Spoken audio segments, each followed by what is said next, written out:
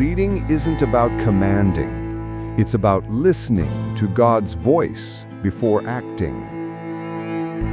In the days when Israel was oppressed, when the roads were deserted and the people were afraid to go out. Judges 5:6. Thus begins one of the most powerful and most overlooked stories in the entire Bible. A story where God raises up a woman to lead an entire nation. Her name, Deborah, General of Heaven. A broken people, a woman awakens. Israel had endured 20 years of brutal oppression at the hands of Sisera, commander of an army of 900 iron chariots. Judges 4:3. The men trembled. The leaders were paralyzed. The people's faith was crumbling. But on a hill, under a palm tree, a woman listened to God.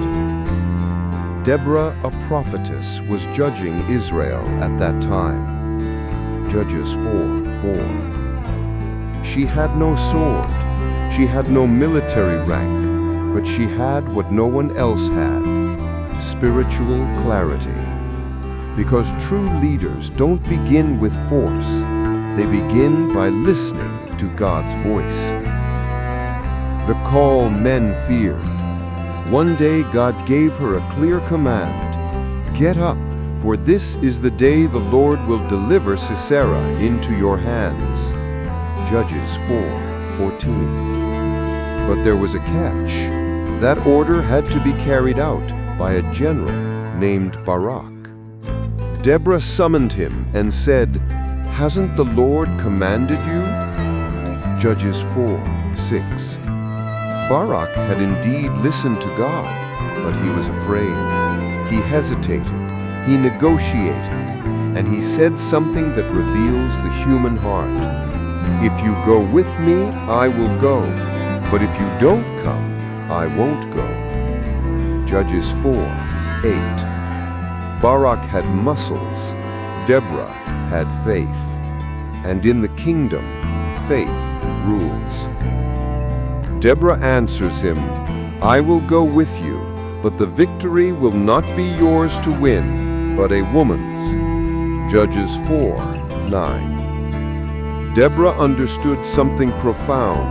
When a man doesn't rise up, God raises up a woman. The general of heaven enters the scene. The day of battle arrives. Sisera descends with his iron army, confident in his power. Israel seems small, weak, impossible. But then the sky begins to change. The wind rises, the clouds darken, the earth trembles. The stars fought from the heavens. Judges 5:20. God himself intervenes. The iron chariots get stuck in the mud. The enemy army is thrown into confusion, and in the midst of that chaos, Deborah raises her voice like a trumpet from heaven. "Arise, Barak, today the Lord has delivered Sisera into your hands." Judges 4:14. The army of Israel blazes like fire. Those who once doubted now run. Those who feared now conquer, because the faith of a single woman ignited the courage of thousands. Sisera flees defeated, and Deborah's prophecy is fulfilled. Not a general, not a king, a woman, Jael, finishes the victory. Judges 4:21. Israel is free, the enemy falls, and then something unique in the entire Bible happens. A woman writes a war song that becomes a sacred chapter, the Song of Deborah. Judges 5. A song that says, "Awake, Deborah, awake, sing." She didn't just lead, she inspired, uplifted, and transformed an entire nation. Perhaps you too are surrounded by doubts. Perhaps others wait, fear, or retreat. But if God has spoken to you, Your timing doesn't depend on others. You don't need permission to obey. You don't need a sword to lead. You don't need a title to move forward.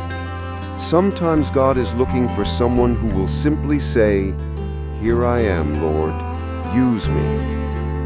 Deborah wasn't famous for being strong, but for being obedient. And today God says to you, "Arise, this is your day."